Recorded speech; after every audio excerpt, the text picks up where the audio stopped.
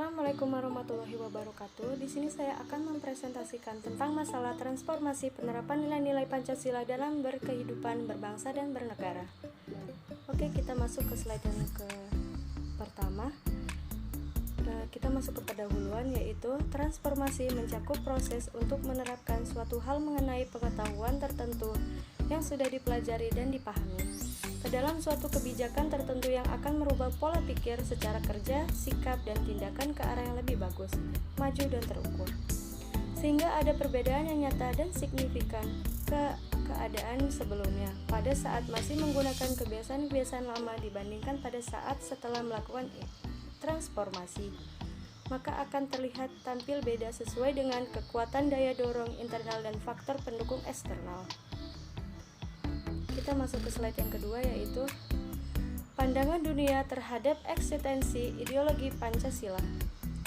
Pancasila sering digolongkan ke dalam ideologi tengah di antara dua ideologi besar dunia yang paling berpengaruh, sehingga sering disifatkan bukan ini dan bukan itu.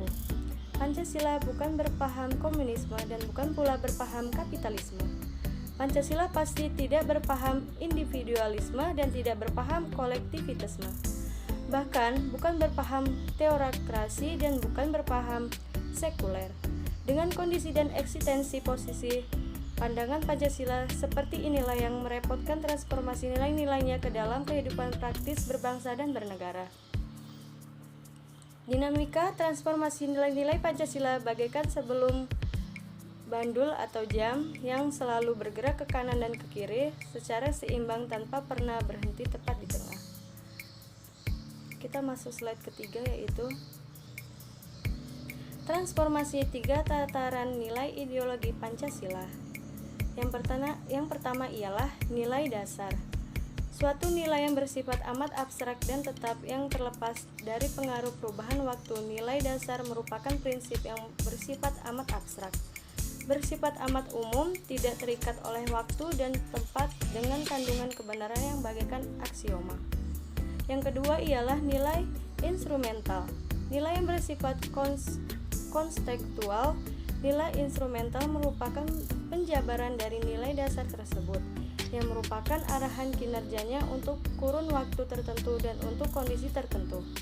Nilai instrumental ini dapat dan bahkan harus sesuai dengan tuntutan zaman. Yang ketiga ialah nilai praksis. Nilai yang tergantung dalam kenyataan sehari-hari merupakan cara bagaimana rakyat mengaktualisasikan nilai Pancasila. Kita masuk ke slide keempat, yaitu kita akan membahas objektif dan subjektif aktualisasi Pancasila.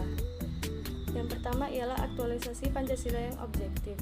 Aktualisasi Pancasila dalam berbagai bidang kehidupan bernegara yang meliputi kelembagaan negara antara lain legislatif, eksekutif, maupun yudikatif. Selain itu juga meliputi bidang-bidang aktualisasi lainnya seperti politik, ekonomi, hukum terutama dalam penjabaran ke dalam undang-undang, GBHN, pertahanan keamanan, pendidikan maupun bidang kenegaraan lainnya.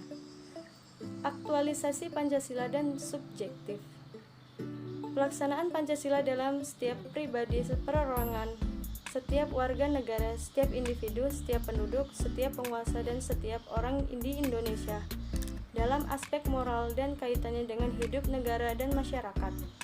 Aktualisasi Pancasila yang subjektif ini justru lebih penting dari aktualisasi yang objektif, karena aktualisasi objektif ini merupakan persyaratan keberhasilan aktualisasi yang objektif. Kita masuk ke slide yang berikutnya, yaitu di sini kita akan membahas nilai Pancasila dalam berbagai bidang pembangunan. Yang pertama ialah bidang politik. Pada kehidupan politik dalam negeri harus bertujuan merealisasikan tujuan demi harakat martabat manusia. Hal itu didasarkan pada kenyataan bahwa manusia memiliki peran yang sangat penting dalam negara. Dalam sistemnya juga harus berdasarkan HAM. Kita masuk yang kedua, yaitu bidang ekonomi. Bangsa Indonesia merasa tidak cocok menggunakan dua sistem ekonomi, kapitalisme dan sosialisasi. Maka bangsa Indonesia harus mencari Sistem ekonomi yang menurut para pendiri cocok untuk diterapkan di Indonesia yakni sistem ekonomi rakyat. Yang ketiga ialah bidang sosial budaya.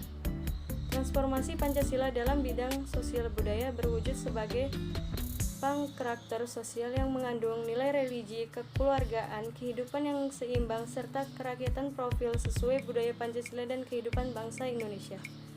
Kita lanjut yang keempat yaitu bidang hukum. Hukum negara Indonesia adalah melindungi segenap bangsa Indonesia dan seluruh tumpah darah Indonesia. Dari tujuan tersebut dapat disimpulkan bahwa negara Indonesia didirikan untuk melindungi rakyat Indonesia, tidak hanya pemimpin negara saja, tetapi juga seluruh rakyat Indonesia. Cukup sekian yang dapat saya sampaikan, kurang dan lebihnya saya mohon maaf. Wabillahi taufiq wal hidayah. Wassalamualaikum warahmatullahi wabarakatuh.